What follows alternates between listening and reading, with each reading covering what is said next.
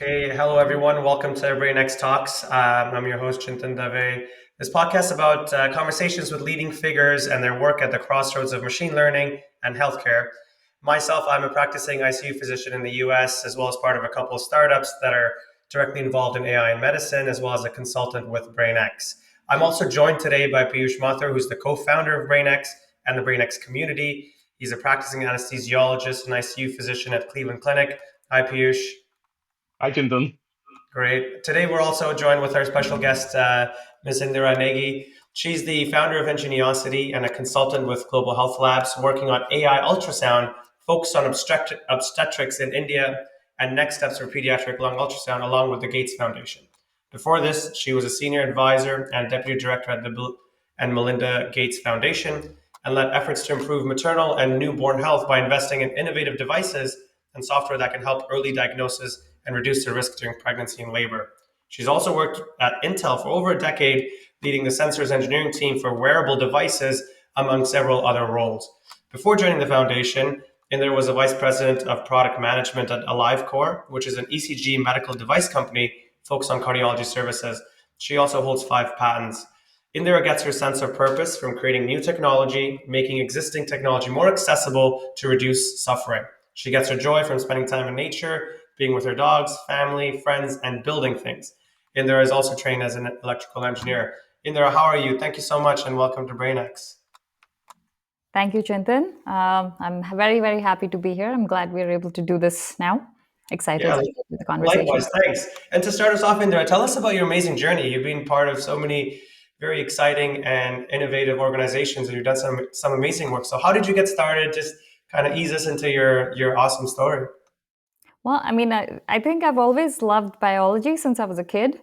And one of the interesting things is I grew up in India. I actually appeared both for medical exams and engineering school exams. And, I guess engineering is just easier to get into. So that's how I Right. ended up becoming an engineer.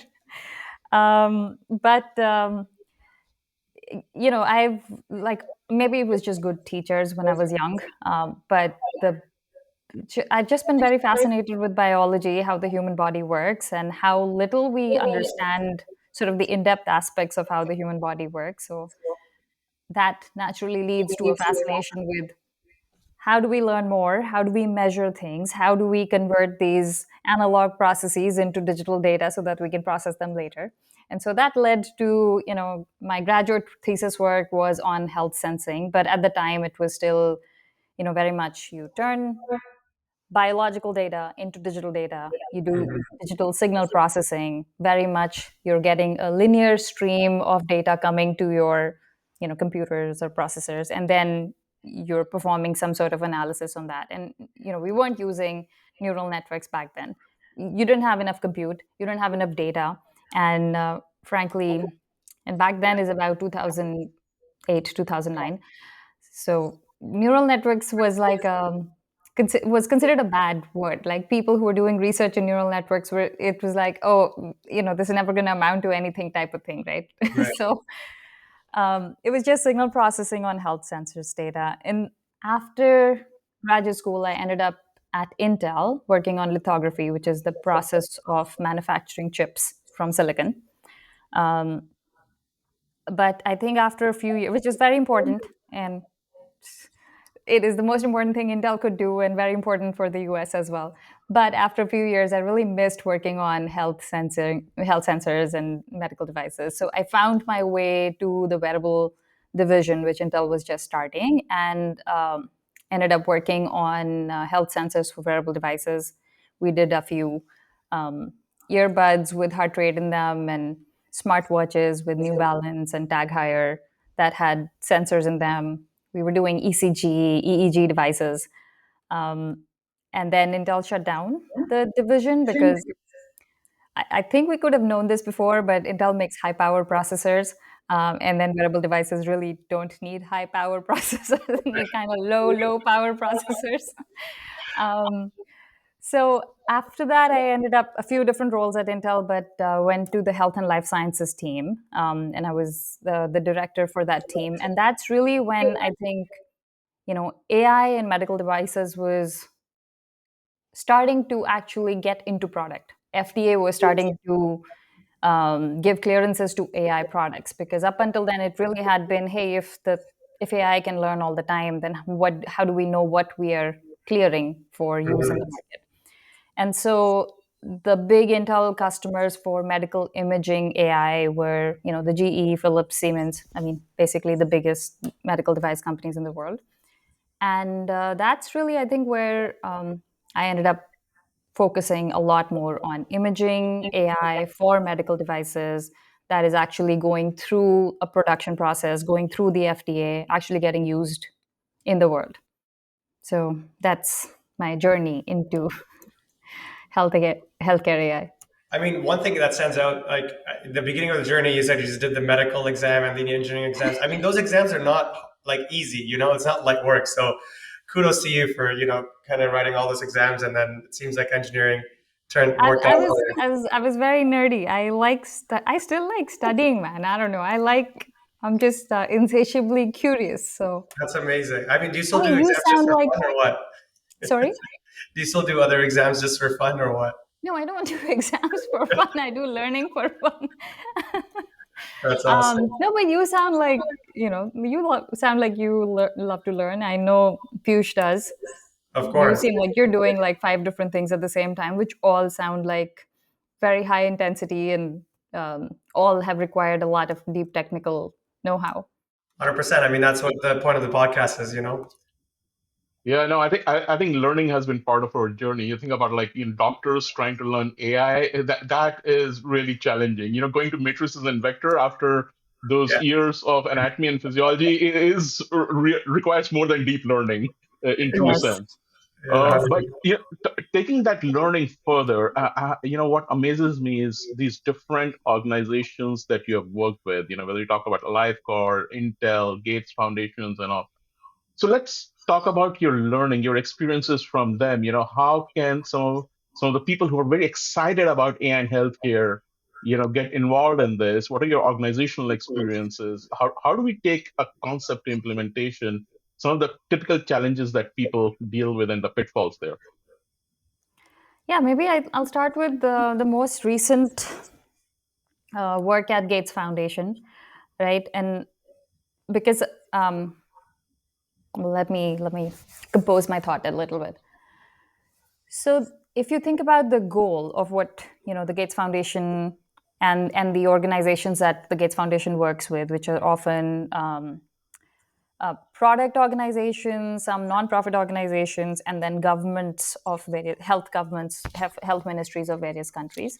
The goal is to improve, a certain condition at a population level, right? So you're not talking about just coming up with some new technology.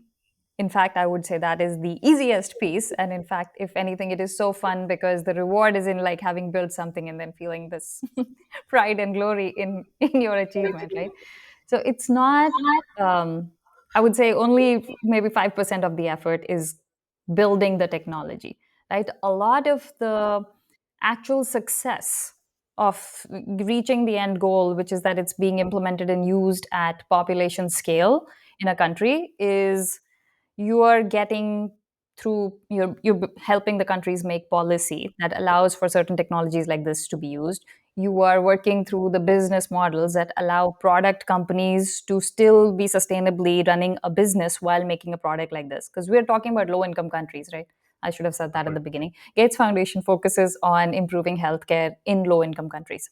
And so in low income countries, for you to be able to sell product, for a product company to be able to sell product and get margins, that's very very difficult. Otherwise they would be doing it on their own, right? So as a role of the role of a philanthropy is to show that you can get positive economic returns and improve health. So you're basically trying to do the health economic outcome research, and you're trying to convince the governments of those countries that it is worthwhile to invest your health budget in using this technology at a large scale, right? So it's a lot of steps where you're first funding some research work. Once the research proves that something is possible, just the core technology, then you're finding product partners. you have to convince the product partners that this is worth their time. They don't want to lose money because they are a real business, right? So you figure out along with them what the business models might be. Then you have to convince the health ministries in the countries, which they have very limited health budgets. They have to choose whether to vaccinate somebody or buy an obstetric ultrasound. You have to convince them that it is a worthwhile use of their budget dollars because it will save X lives in the future or it will reduce costs downstream. And then there's all the, what's in it for them, right? There's probably, does it help them win the next election, or all of those aspects play into it as well. There's also other dynamics like, hey, India's wanting to do more things that are made in India, for example. And if you are bringing technologies that are made only in the US, does the government want those technologies, or would the government rather have technologies that are made in India? So there are all of these multiple aspects before it actually gets implemented on the ground and can start impacting people's life. The technology is just the tiniest bit of it.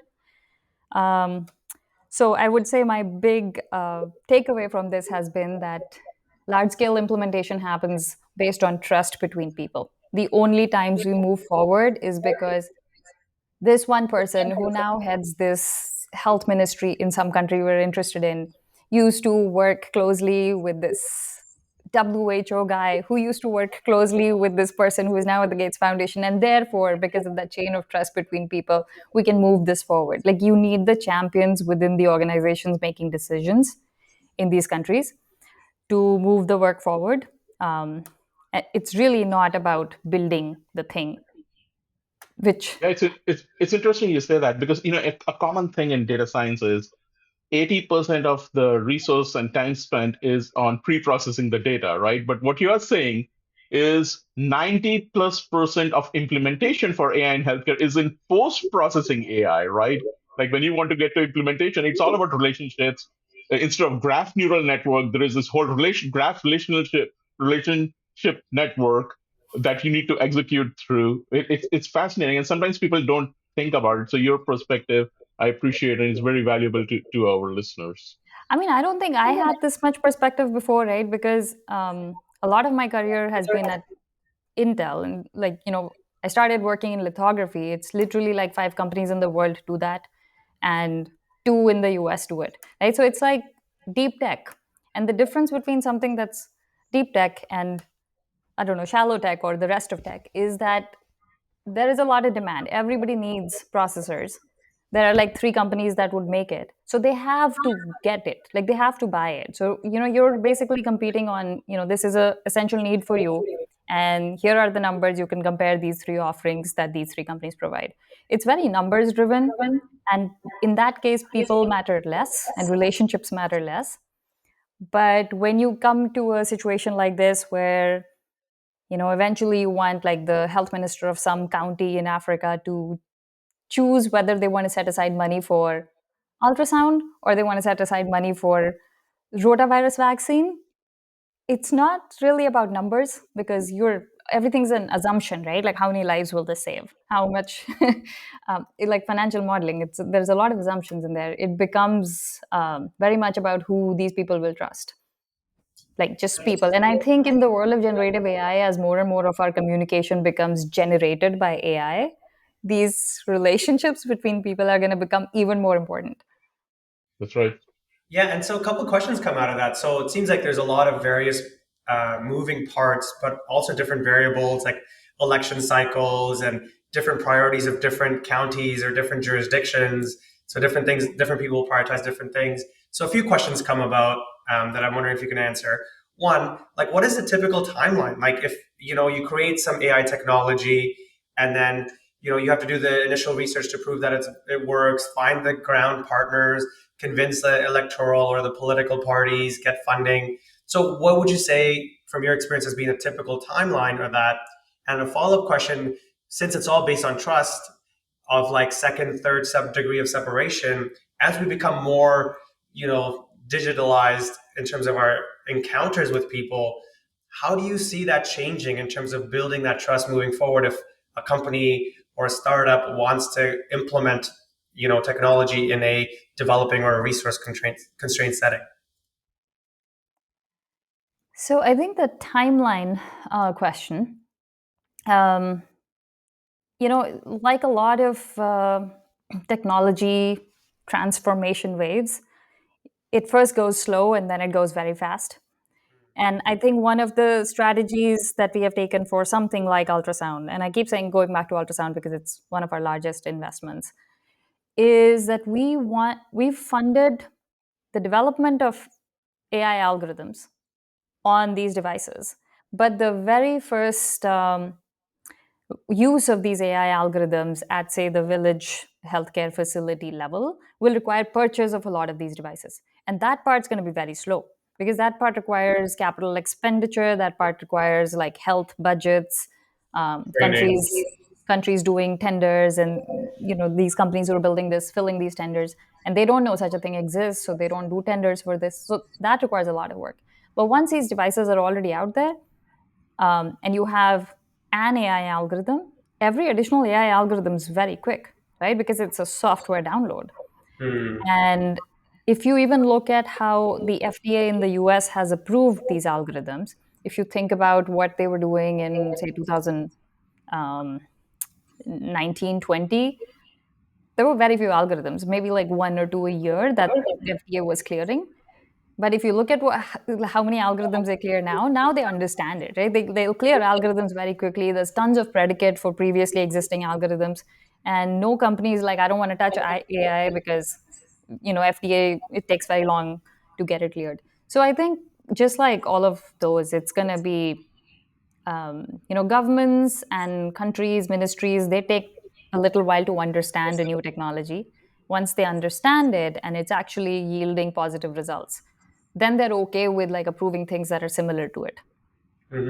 So I would say the first one where we're taking AI algorithms for obstetric risk assessment. Basically, we're hoping what ends up happening is every woman on earth gets a screening ultrasound. So this is not a full ultrasound, this is a screening ultrasound. It identifies all the high risk women. So you don't have people who are going to need a C-section trying to do it at a facility that will not be able to provide that, right? So we hope every woman in the world will get that, and we think that'll probably happen by 2027. And in terms of timeline, and that means product in country funded but in terms of timeline, some of this work probably started like 3 or 4 years ago. So probably actually even before then, before COVID, in terms of like when the research started, when did you start collecting the data, when did you clean the data, make models. I think all this work was started in 2018 at an academic research level. And once a research proves it's possible, that's when you even start looking for product companies. And then even then, we worked with a couple of startups first. And the thing with startups, when you're trying to do low income work, and they also have high income aspirations, a US based startup, then it becomes for them very difficult to choose where to put resources. Should they put this on the low income product that's not going to make them as much money, but is funded by philanthropy dollars? Or should they put money into the features that they have developed for high income, where they could actually, be a commercial success?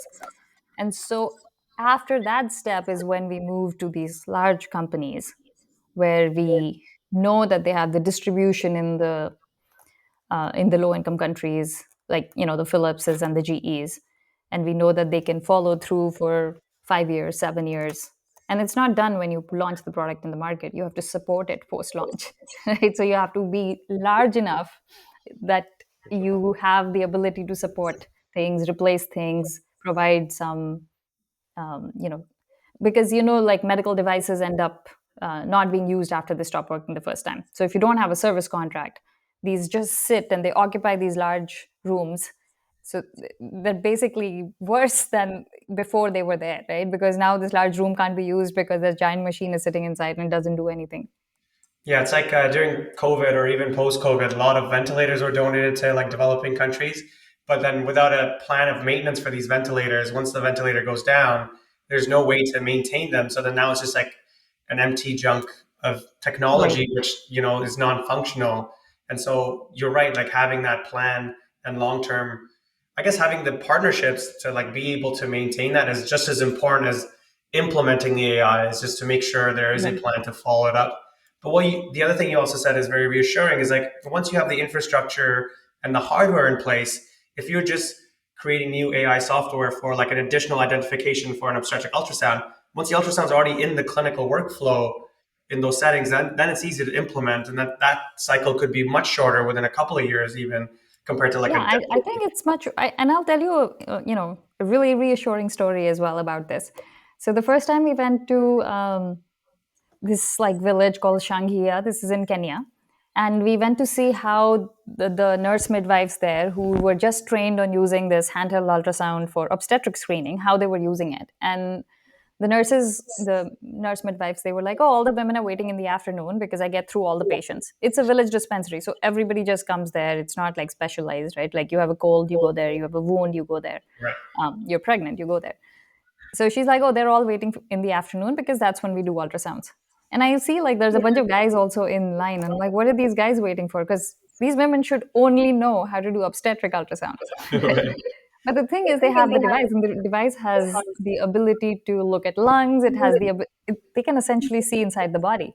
So the Right. nurses basically started using it for looking inside wounds, for looking at someone who's complaining of like chest pain, for looking at kidneys. And they're just like one of these nurse midwives, she found placenta previa, which is so rare that we can't, we don't even have enough data to build AI for it. But she found it. Then she went and asked the doctor what this was. Then she trained then all the nurse midwives in the class kind of knew how to identify it, even though it wasn't even part of our plan. So I think that's what I mean. Like once they have access to the devices, and the users as well as the decision makers can see, so users being these nurse midwives and doctors, but decision makers being the county health ministers, they can see the value this brings. They're not going to object to that additional second ultrasound That on. algorithm, the pediatric lung algorithm. Now it's just software app downloads. Mhm. And I guess so. Then the interesting question then comes about is like, how do you actually change the clinical workflow in these settings? Because like having to train these nurses and then getting the ultrasound there is like, who mainly does that? Is it like philanthropic organizations like Bill and Melinda Gates Foundations? Is it like research groups in the local jurisdiction? Is it companies? Like, who is actually driving that forward? Yeah, so it can be a mix. It can be a mix country by country. So I'll give you an example again of what we're doing for this AI ultrasound in Kenya. The Gates Foundation is funding the AI algorithm development, and even that has been, I guess, the requirements for that product have also taken into account that you don't want to do a lot of training, right? So it's not. Sorry, I heard some background sound.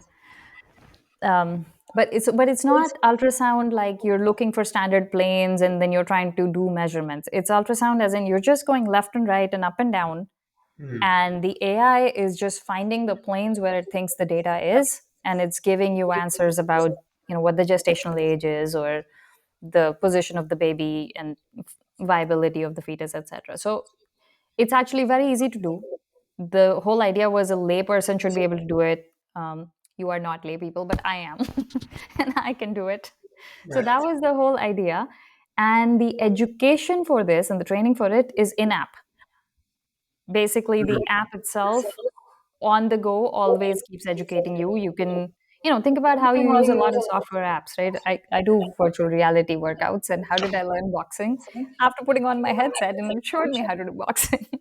That's So awesome. that's the idea, to make it so easy and low scale that it doesn't require standard training. And then if you do need training, it's like a 1 day training. It's like a few hours. And we tried to train the nurse midwives for 5 days, and like within 2 days, they knew everything. There was nothing left to teach them. It's That's that awesome. easy to use. Yeah, the human ingenuity, like in your stories, is incredible. About like the nurse who found the placenta previa. It's just this. It's just like once you have that access, then it opens up so many different doors. Whether it's for the AI algorithm or like for human curiosity and learning to like just find and like find Yeah. unique ways of using that. So I think it's very inspiring and promising actually to hear that Yeah. those kind of you could revolutionary, I would say, even to have that kind of workflow change in these kind of settings. So that's really great to hear. Yeah, I'm it's glad. very interesting. I listened to this, and first of all, you said like you being lay people and us not. Chintan, I don't know when was the last time you did an obstetric ultrasound. I can't do it. I don't think even if you Years. showed me, I would be able to tell what is placenta previa. So I think even in healthcare, there's so much of this specialization, and what I love about AI is it can break these barriers. It can democratize healthcare. Putting these ultrasound and enabling people to deliver high quality specialized care at a place where you wouldn't have dreamt of previously. That is the exciting potential that I see with healthcare. And those are some great stories. Thank you for Yeah. sharing those, Yeah. Indira. I I mean, want to ask you obviously, the there are two sides of this coin, right? There's in yeah. countries that have more established societies for OBs, for example, there is pushback, right? Because there's like, oh, if nurse midwife can do a basic ultrasound, then will we get less ultrasound, demand for us?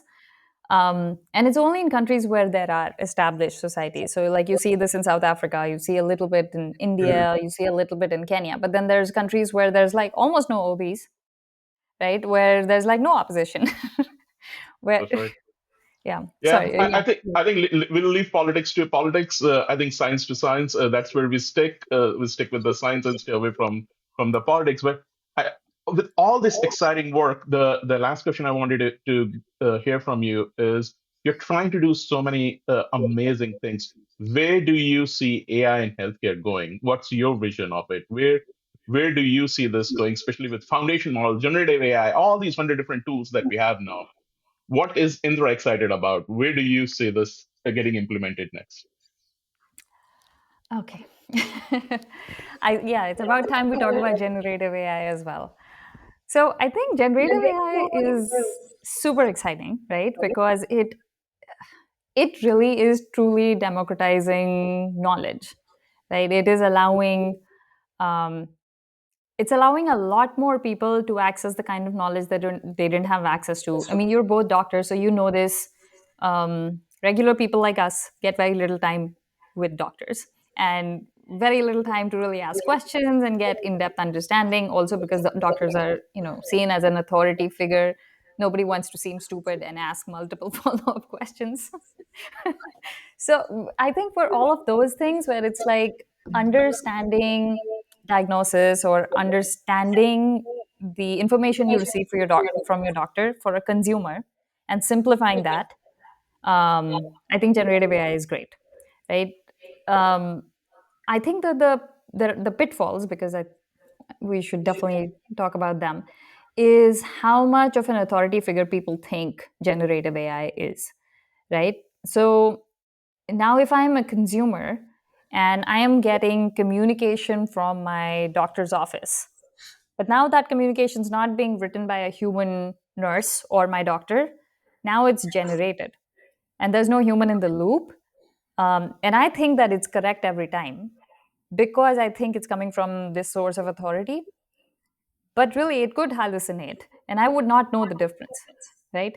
And I mean, I talk about me and it seems like, oh, but I could always Google things and figure it out. That's true, but we're talking about generative AI now being like used all over the world. um, and yeah, I think a lot of people think that this is real communication coming from human beings. And the thing is, we've not regulated communication from human beings so far, right? FDA doesn't regulate what Piyush the doctor or Chintan the doctor says to their patient or texts to their patient. If you do something wrong, yeah, like you could be sued later, but you're not regulated.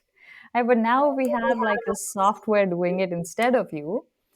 Some sort of regulation, yeah, it may not come right away, but some sort of regulation will end up being put in place. Um, so I'm just like a little bit concerned because we've seen examples of where the AI will make mistakes and people won't question it. So the Gates Foundation did 50 grants for generative AI last year, and many of them were sort of like a co-pilot for frontline healthcare workers, right? So frontline healthcare workers, think about like auxiliary nurse midwife, and she's dealing with a patient and she has some question, and then she's using WhatsApp or whatever app they have for asking the doctor. The doctors are very busy, they don't always respond very quickly because these are very, very overcrowded situations. And so now they're using this copilot, and the copilot is sending them answers. The thing is, the ANMs are now thinking this is coming from a source of authority like the doctor. They're not questioning it. And this one group called Arman out of India, they tested the copilot by repeatedly sending wrong answers. And nobody, even though these ANMs all knew this answer is wrong, they would not question it. And they kept increasing the intensity of how wrong the answer is at some like third or fourth point. Like, they were like, a senior ANM was like, no, this is wrong. I know this is wrong for sure. Right? But that's kind of the danger. And we saw this in India. We saw this in implementations in Brazil, in Kenya, that you have to think through the persona you assign the generative AI, because people will treat it as authoritative like a doctor. And and I think that is actually a real scary pitfall of this technology. The other just the other pitfall for generative AI, I think, is in some of our situations, the low income country situations, people switch between languages a lot, especially as you get into the community level healthcare. So they'll switch between Telugu and English. I mean, medical terms are all in English, but the rest of the conversation is in Telugu, or in Pakistan, it's Urdu, or wherever you are, right? And LLMs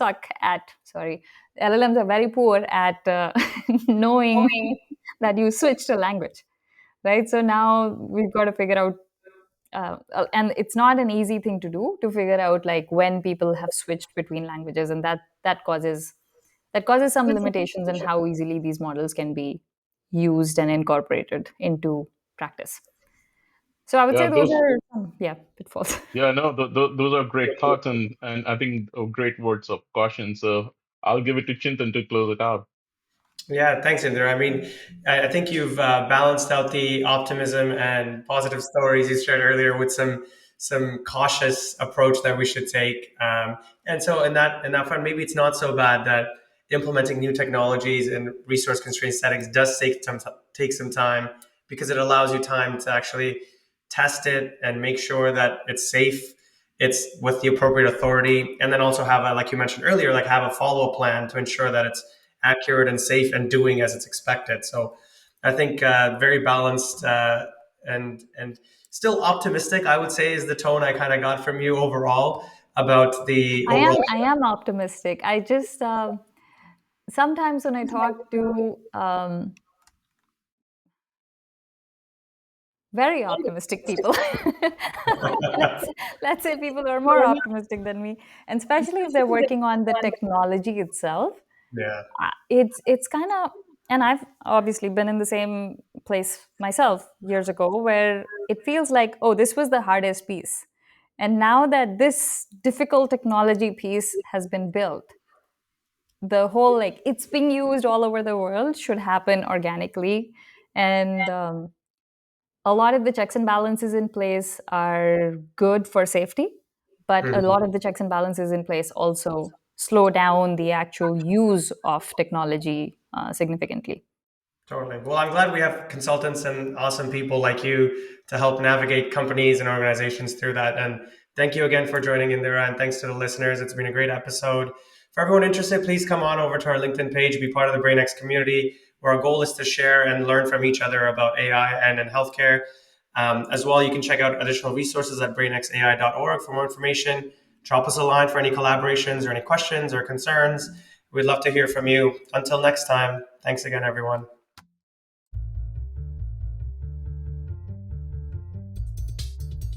Awesome. Thanks again, Indira. I'm going to stop this now. Thank you.